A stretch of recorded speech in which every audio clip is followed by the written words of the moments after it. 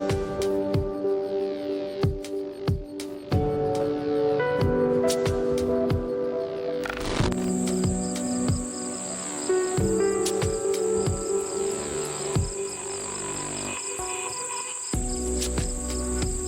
our training, we're trained that any trash we take out, So we think collecting garbage is like 10 minutes, and this is what we got so far. So this is just from the one tiny area right there.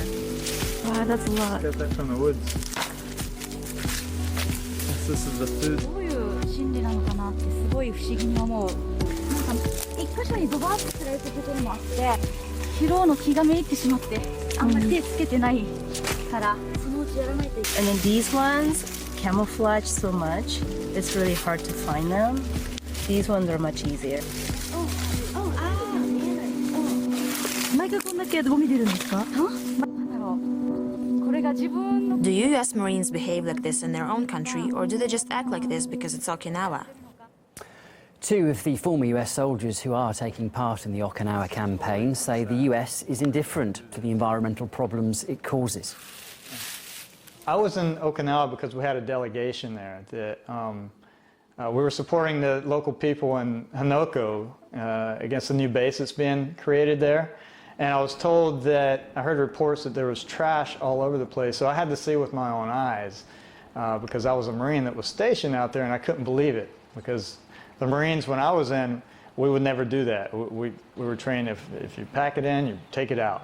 So that's why I went up there, and it just blew my mind. I couldn't believe what I saw, all the trash in such a pristine area. The claims that the U.S. military is the biggest polluter, I definitely agree with that. They're the single most polluter in the world, and that's not something that it's up for agreement or disagreement.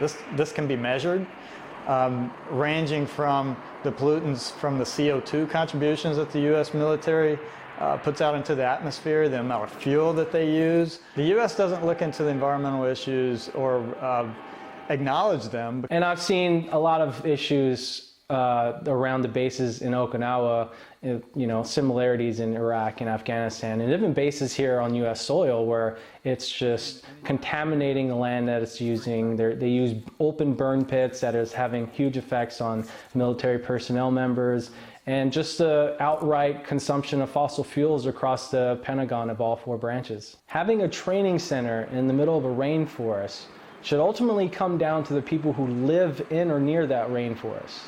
So say take the Yanbora forest in northern Okinawa where the US Marines have been training for decades.